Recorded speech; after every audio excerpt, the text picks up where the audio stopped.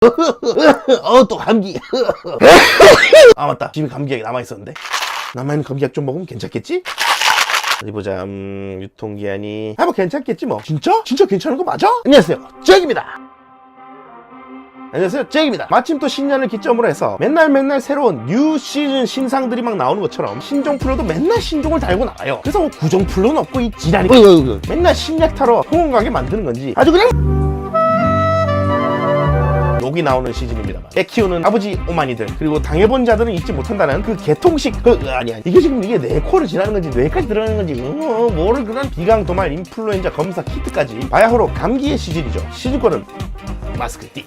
그런데 다들 한 번쯤 감기약 처방받아서 먹고 나면 꼭 찬장이나 어디 바구니 같은 데다가 감기약 남은 걸 딱 쑤셔놨다가 한 6, 7개월 지나서 또 호달달달달달 할 때 딱 바로 생각이 나는 거죠. 아하, 감기약이 남아있구나, 럭키 하고 찬장에 모아두었던 약을 짠하고 먹으려는 순간, 네, 그렇습니다. 오늘은 바로 약에도 유통기한이 있는가에 대해서 한번 알아보도록 합시다. 사실 뭐 대한민국 어느 집을 가더라도 상비약이라는 이름으로 감기약은 조금씩 보관이 되어 있는데요, 이 상비약은 사실은 뭐 그냥 약국 가면 처방전 없이도 감기약 주세요 하면 편하게 살 수 있는, 혹은 이제 편의점에서 쉽게 살 수 있는 일반 의약품이라는 게 보통이지만요, 이 이외의 상비약은 보통 이제 지난날 감기약 처방받았던 거, 진통제 남은 거, 항생제 남은 거, 해열제 남은 거 같은 먹다 남은 쪼가리 들인 경우죠. 그런데 약을 병원에서 계속 타먹다 보면 아침약, 점심약, 저녁약, 약국에서 뽑아다 주는 비닐팩에 담겨있는 경우도 있어서 뭔가 이런 약도 먹는 건데 유통기한 같은 것도 안 붙어있는 것처럼 보이니까 그래도 약이니까 뭐 대충 먹으면 되지 않을까 하면서 작년에 먹었던 감기약을 오늘 콧물 좀 찔찔 짠다고 입에다 털어놓고 있을 텐데요. 근데 가만히 생각해보면 음식이 썩거나 맛이 가는 건 보통 균이나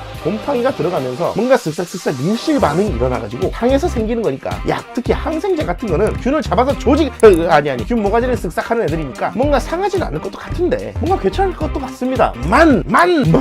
과연 그럴지 자세하게 한번 알아보도록 하죠. 정부 부처도 있잖아요. 식품의약품안전청, 식약청 이런 말이 있듯이 사람 먹는 거는 약을 포함해서 식품하고 연관성이 있긴 하지만 약 같은 경우는 보통 유통기한이라는 말보다는 유효기한이라는 용어를 쓰죠. 식품 같은 경우는 먹어도 오케이, 좌르륵 설사나 배탈 안 함, 요런 상태, 안전성을 담보하는 그런 개념이라면 약은 먹어도 크게 문제없음이라는 말이 효과가 있음이라는 말하고는 명백하게 다르기 때문에 이 효과, 효능, 이펙트, 버프타임 요런 것도 같이 보장이 되어야 하므로 유효기간, 먹어도 안전 플러스 효과 오케이 하는 기간이라 이 말이죠. 그럼 이 유효기간은 어떤 기준으로 정해지느냐? 당연히 뭐 대충 정해질 리는 없겠죠? 다행히 약품에 대한 안전성 시험 기준 중에 장기 보존 시험이 있습니다. 아니 이 장기 말고요. 그것도 말고요. 이 시험을 딱 통과했을 때 아무 이상 없이 딱 하고 보존이 잘 되는 최소한의 기한을 알아내게 됩니다. 그럼 요 최소값에서 실온 보관의 경우에는 최대 2배, 냉장 보관의 경우는 최대 1.5배 요 정도까지 기한을 잡고 지정을 하는데, 최종적으로 유효 성분의 함량이 95에서 105%를 유지할 수 있는 기간, 요 기간을 통상적으로 유효기간이라고 선정하게 됩니다. 아니 그딴 거 말고 실제 기한은 얼마 되라고요? 대충 2에서 3년 정도가 됩니다. 그리고 이런 유효기간은 박스에 쓰여 있거나 박스 까고 나면 담겨있는 이 쪼가리에도 쓰여 있는 경우가 대부분이죠. 아하, 그럼 재작년에 먹은 감기약 좀 뜯어먹어도 노프랍? 노, 그럴 리가요. 우리나라에서 대부분이 약국을 거쳐서 약을 타기 때문에 먹기 편하라고 비닐봉다리에 요래요래 칵테일처럼 담아주는 게 기본입니다. 그런데 이 유효기간은 개봉하기 전 상태의 유효기간이라는 거죠. 꼭 말만 따라 뭐 대게딱지장 유통기한은 2년인데 유리병 똑 하고 따고 나면 내일 이 게장이 죽을지도 모른다 이런 절망감으로 후루룩 게장을 다 먹어치워야 되는 것처럼 한번 뚜껑을 뽕 따버리면, 약껍데기를 싹 까버리면 사용 가능 기간이 달라져 버립니다. 그래서 이 경우에는 개봉 후 사용 가능 기간이라는 새로운 개념이 적용되게 되죠. 말 그대로 까고 난 뒤에 얼마나 오래 가냐 이 말이에요. 물론 원래 큰 약품 용기에 표시된 유효기간이 제일 중요하지만 까고 난 뒤에 적용되는 기간은 어떤 양이냐에 따라 또 다른데요. 인슐린 같은 약은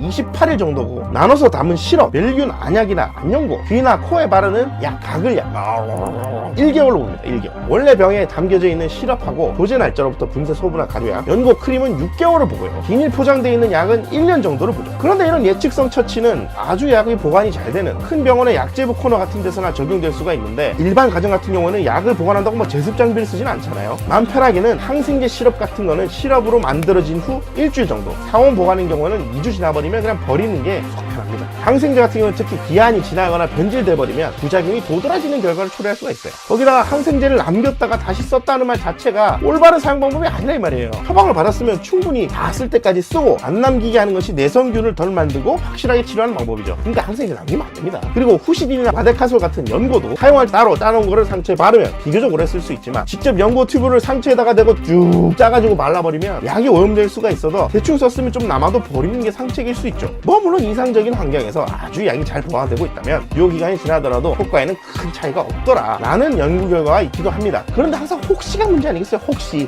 뭔가 탈이 난다면, 혹시 문제가 있다면, 혹시. 그리고 알약도 알약 종류별로 스타일이 다 달라요. 빛이 닿으면 바스라지는 녀석, 습기 닿으면 녹아내리는 녀석, 정확하게 얼마까지 약이 멀쩡하게 버티는지 자세하게 확인하기가 또 힘들죠. 그래서 가능한 날짜를 맞춰서 다 먹고 남기지 않는 게 가장 좋지만, 뭐 여러 가지 이벤트로 남겨야 된다면 뭐 약을 중간에 바꾼다든지, 가능하면 폐기 처분하는 것이 혹시 모를 문제의 소지를 없애는 데 좋습니다. 애들 해열제도 생각보다 유효기간이 짧거든요. 뚜껑 따면 대충 한 달 지나면 효과도 보증이 잘 안 돼요. 그래서 변질될 수가 있어서 버리고 새 걸 쓰는 게 낫습니다. 그래서 정리하자면, 약을 받았으면 남기지 마세요. 유효기간 있으면 확인을 해두고, 뚜껑 따고 나서도 남겼으면 대충 한 달 정도 지났으면 버릴 준비를 해야죠. 그리고 가능한 새 제품을 쓰는 게 낫다 이겁니다. 물론 약을 버릴 때는 가까운 약국이나 보건소에서 처리를 해야 하긴 하는데, 또 약국 가면 또 어쩌라고 하는 이런 반응을 보일 수도 있어요. 하지만 차분히 얘기해서 처리를 하시면 됩니다. 이번 시간은 여기까지고요. 다음 시간에 또 다른 이야기로 다시 한번 아가리 아니 찾아뵙겠습니다. 그럼 안녕.